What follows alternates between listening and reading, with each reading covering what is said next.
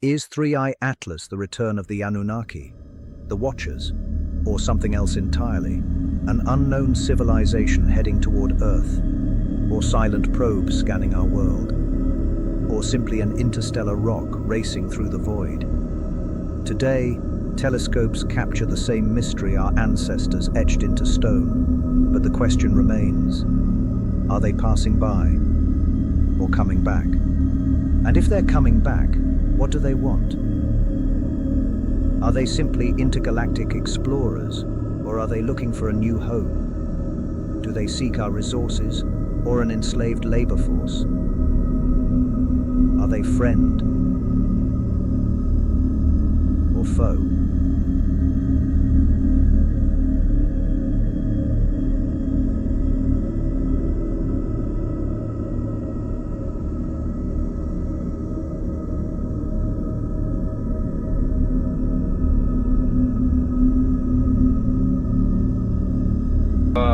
Had the opportunity over the years to interview, again, people who have worked at the test site at Groom Lake. One gentleman spent 12 of his 30 years in black programs at Groom Lake.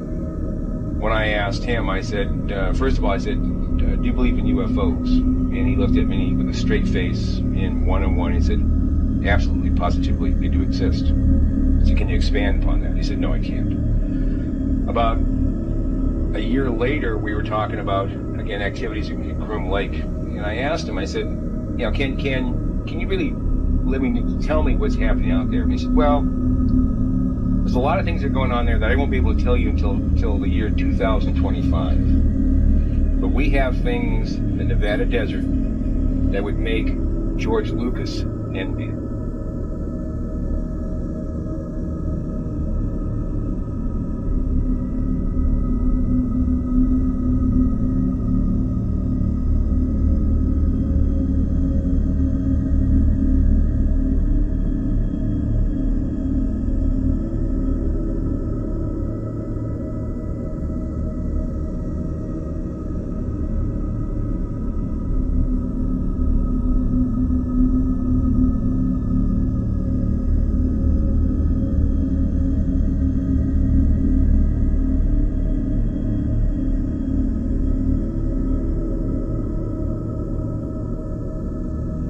In 1993, German engineer Rudolf Gattenbrink was inside the Great Pyramid of Giza studying an unexplored shaft in the Queen's Chamber.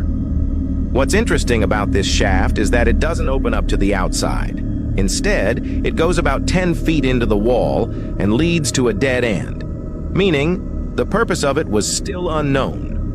So Rudolf created a little robot equipped with a small camera and a light small enough to fit inside of this 8-inch wide square shaft. And when they sent this robot into the tunnel, something happened that would change his life forever. The robot was supposed to stop at the end of the shaft, but guess what? It didn't stop. Instead, it went upwards at a 40-degree angle, revealing a longer hidden room that has never been found before.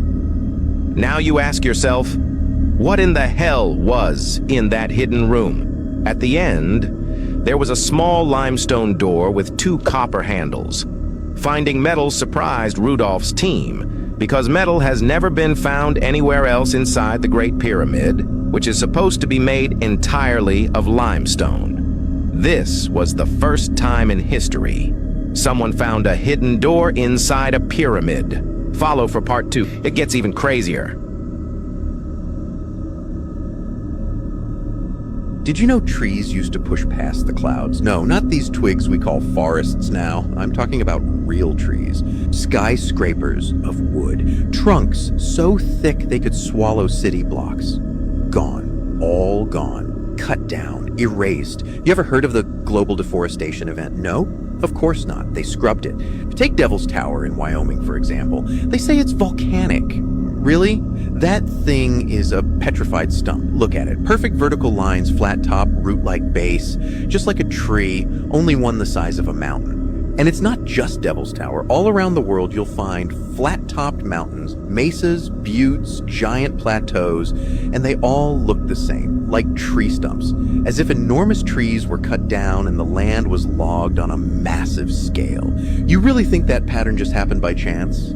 It gets better. Satellite images, the ones they don't like showing, reveal massive vein-like networks under deserts and plains. Not rivers, not fault lines, roots. Ancient root systems, fossilized, hidden in plain sight. We're not talking about forests. We're talking about Earth being one giant garden that got harvested.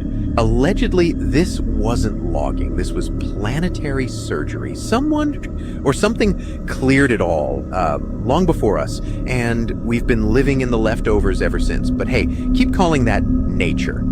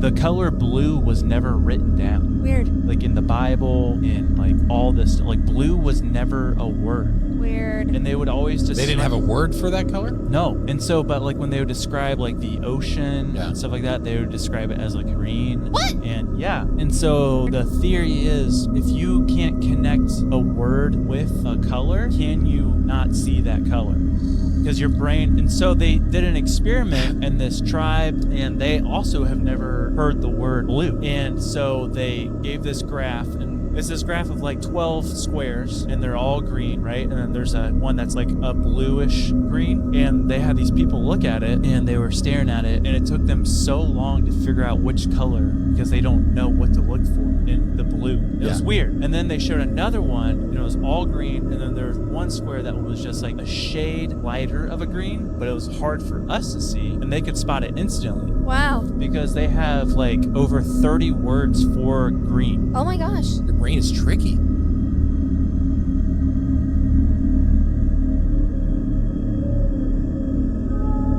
What the fuck am I looking at?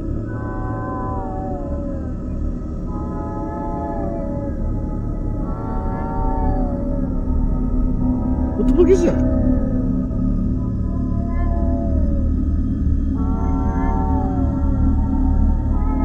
Are those fucking aliens, or like what's going on? This is 100% real.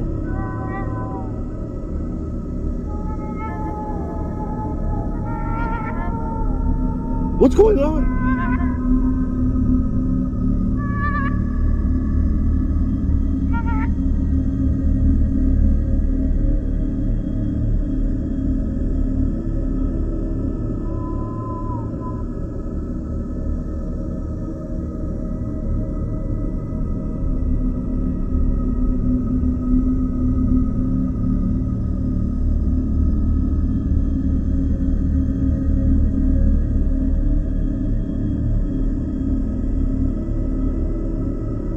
Before I was at S4, I was more or less one of the guys that thought, you know, all these government conspiracy and UFO buffs and things like that were complete lunatics.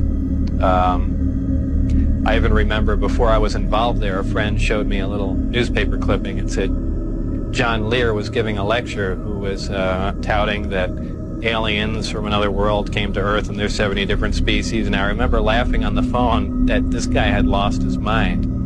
And I was also under the impression that, well, the government's all for the people and they, they're out here to protect us and all that. After the experiences I had there, everything is completely turned around. The government is doing everything but looking out for us. I mean, the only thing they're looking out is for themselves.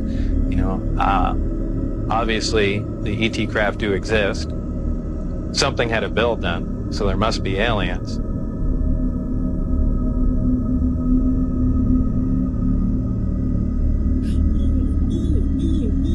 Whatever it was, just shut down. I don't know what the hell that is. Whatever that green flash. I can't tell what it is.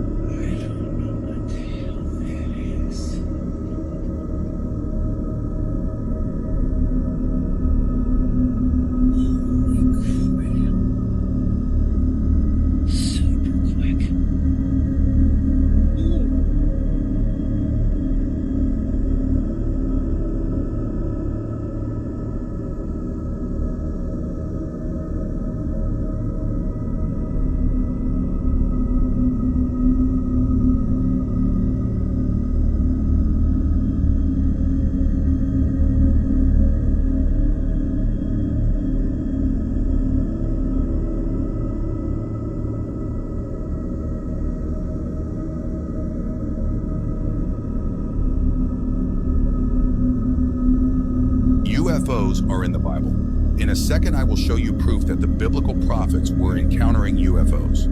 Look at these biblical paintings showing the viewer the resurrection of Christ. Do you notice what is in the corner? How about now? It appears to be a UFO witnessing the crucifixion of Christ. But what if these aren't UFOs, but instead biblically accurate angels? The Bible says that biblically accurate angels fly in chariots. The word chariot can be translated to millstone, and this is what a millstone looks like. So angels fly around in disc-shaped objects known as chariots of fire. One of these crafts abducted Ezekiel in Kings 2, verse 11. The Bible also says a spiritual lead disc lifted up and had a woman within it. Now, since we know that these so-called UFOs are from heaven, we know that angels are what we call aliens. So perhaps the rapture would look more like this.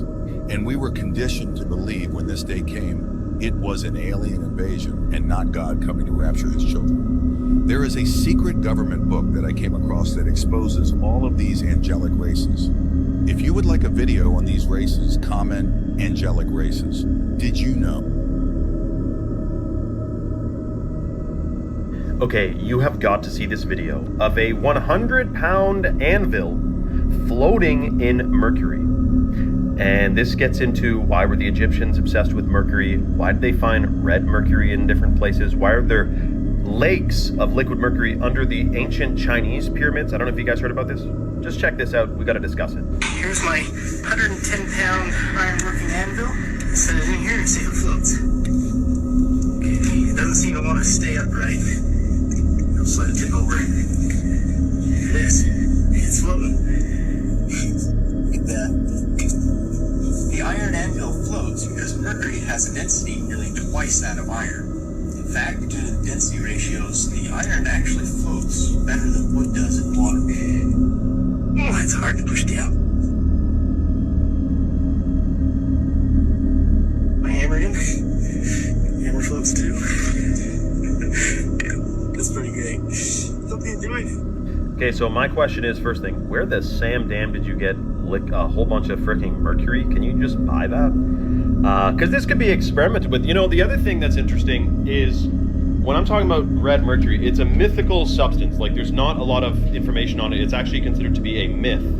However, there's like ancient articles and whatnot talking about red mercury and how it has these strange properties where it could heat places with no, smoke. And this is what these ancient Tartarian buildings were said to be heated with, was red mercury. It had to do with the ether and collecting free energy with those spires on tops of all the buildings. And I'm not joking, by the way, about the Chinese pyramid, or Chinese, it was where they found those hundreds of terracotta men, the terracotta army of men that was buried underground. The major temple next to that insane historical site has a compartment underneath it of a lake of liquid mercury.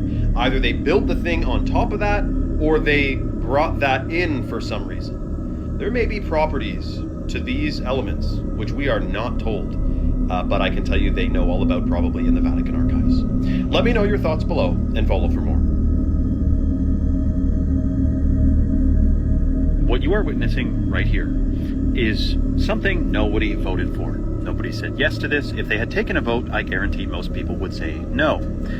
This is the release of hundreds of millions of genetically modified mosquitoes in Florida. Now, the idea behind this, the mainstream official narrative, is that these are genetically modified to be sterile, and when they try to breed with the female mosquito in the wild, it'll lower the mosquito population.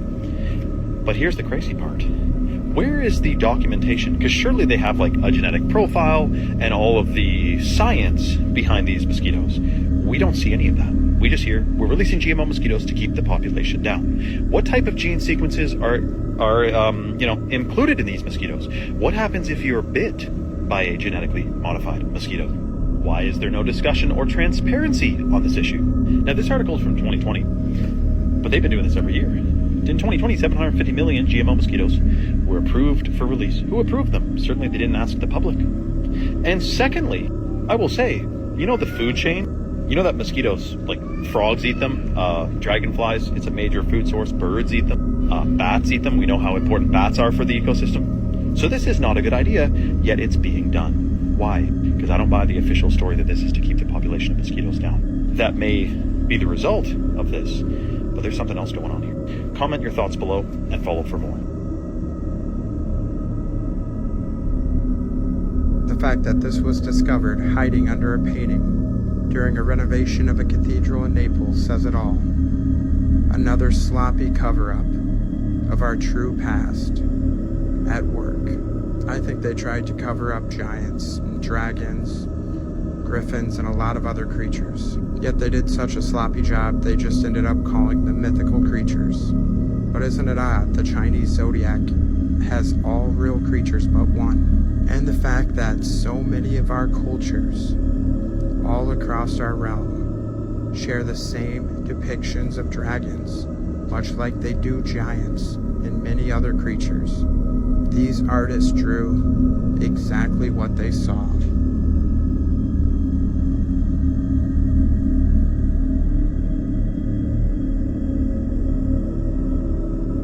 Still find some mud fossil remains. Like here's the Dragon Head cave in Egypt. This world is vastly different than what we've been told it was. And why cover up dragons? It's the same reason why they lied to us about all of our history. Those unaware of their true past and their true origins are all that much easier to control. Perhaps dragons explain some of those melted castles. And just look what our old dictionary said about dragons. Now rare. And even a news story from England. This was just a few short generations ago. As they say, it only takes a few generations to completely erase our knowledge of our true history. And sloppy as it may be, they have succeeded in doing that. Question everything, friends. Until next time.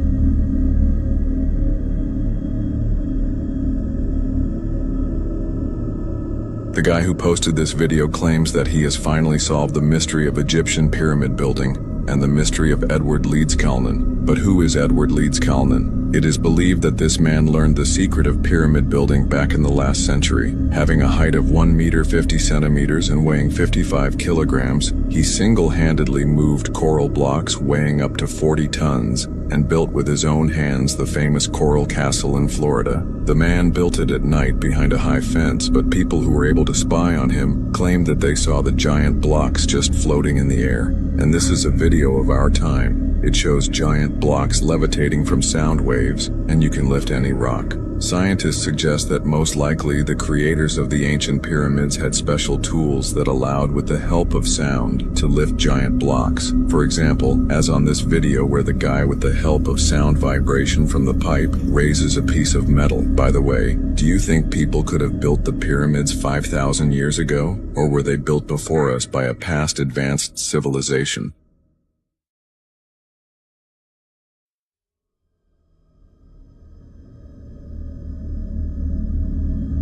Iraq, 2018. Marine Officer Michael Sinkowski is deployed to Al Taqadum Air Base, just west of Baghdad. Upon arriving, he's shown a sensational video that was recorded at the base the previous year. When I first saw this video, I was a little shocked. What made it unique was the overall shape. That it was this jellyfish, we called it the spaghetti monster. It was flying at a consistent speed, going from east to west over our base and over the lake. The unusual object was recorded by a large blimp, otherwise known as an aerostat, that was hovering above the base. This object was lower than our aerostat camera, which is, I would have to guess, less than 60 feet. And the two people that you see on the video that were walking on base had no idea that this thing was there. It passed seemingly right over them, and they had no idea. Over 6,000 years ago, a mysterious civilization had detailed maps of our solar system. The Sumerians created these drawings using clay. The surviving drawings show that they understood that the sun is a star at the center of the solar system and that other planets revolve around it. They even accurately sketched the orbits and positions of the planets. Interestingly, some of their paintings also depict strange images with giant entities. The Sumerians considered them to be deities. Intriguingly, some of the drawings of these gods even display symbols resembling human DNA sequences. Additionally, they had symbols related to medicine, which bear significant resemblance to modern medical symbols. To this day, we still cannot understand how thousands of years ago, the oldest civilization of mankind had such profound knowledge of astronomy. This raises the question of whether this ancient civilization was not backward, but rather had advanced far beyond our current understanding of them.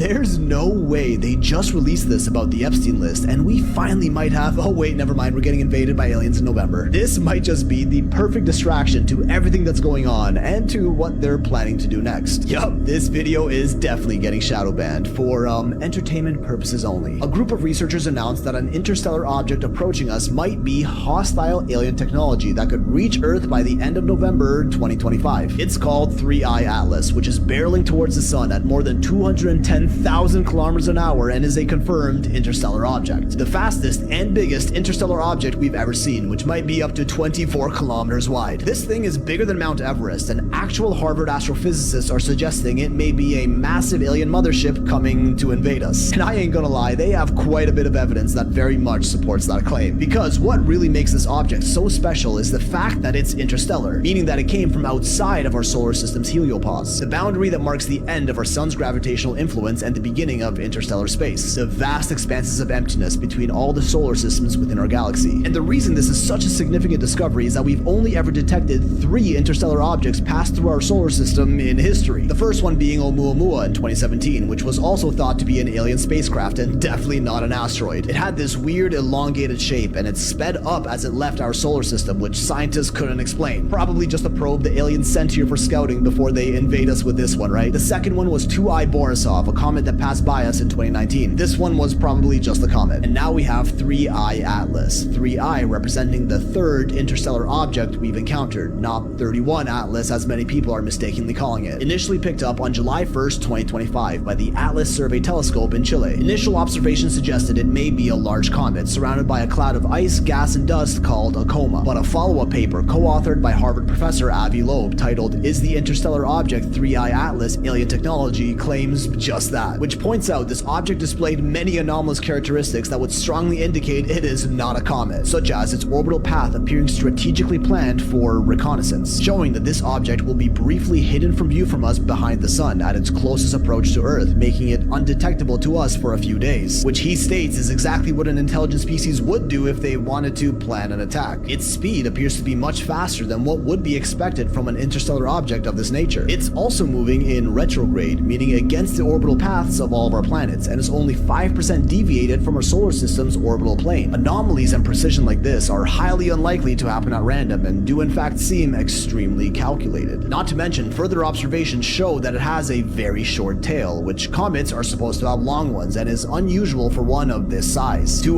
Borisov, the second interstellar object was both smaller and further away from the sun, yet it had a much longer tail than Atlas, so if this isn't a comet, what is it? Its projected flyby path also shows that it's set to slingshot past Venus, Mars, and even Jupiter on its way out. Again, the odds of which happening by mere chance are, dare I say, astronomical. Gravitational slingshot assist is exactly how we maneuver our probes and satellites when we send them out to space, an orbital path indicative of intelligent design, giving way to the dark forest theory of the universe. That intelligent life is in fact very abundant in our galaxy, but all species choose to stay low-key, undetected for their own safety. That our entire galaxy is a dark forest brimming with pockets of life, but everyone tends to keep to themselves out of fear of getting wiped out, and this just might be one of them taking the risk with us. This whole story caught fire online and everyone was talking about it. I was even pretty excited about it myself until I realized the New York Post reported on it, with others pointing out the convenient timing of the story among other certain files, lists, and missing 3 minutes of security footage that everyone's asking about. And many other reputable mainstream news sources reporting on this are leading skeptics to believe it's just a distraction. But to those who really want to get their tinfoil hats overheating, they're insisting this is the start of a certain Project Schluclean, the highly rumored conspiracy theory devised as early as 1995, telling us how the government will eventually fake an alien invasion for power and control. Famed ufologist Jeremy Corbell even called it in an interview back in January, who explicitly said that they will lie to us about an alien craft slowly making its way to us here on Earth. And this 3I Atlas seems to be exactly what that is. And I mean, if COVID wasn't the perfect litmus test of how well people will mindlessly comply when faced with an internally staged threat, warming them up to the perfect lead up to now see how they'll respond to an externally perceived threat like an alien invasion. Whether this is a real alien spaceship, just a comet, distracting us from news they want to divert attention from, or even the start of Project Blue Balls unfolding before us, that is up to the free will and the open-mindedness of you, the people, to decide.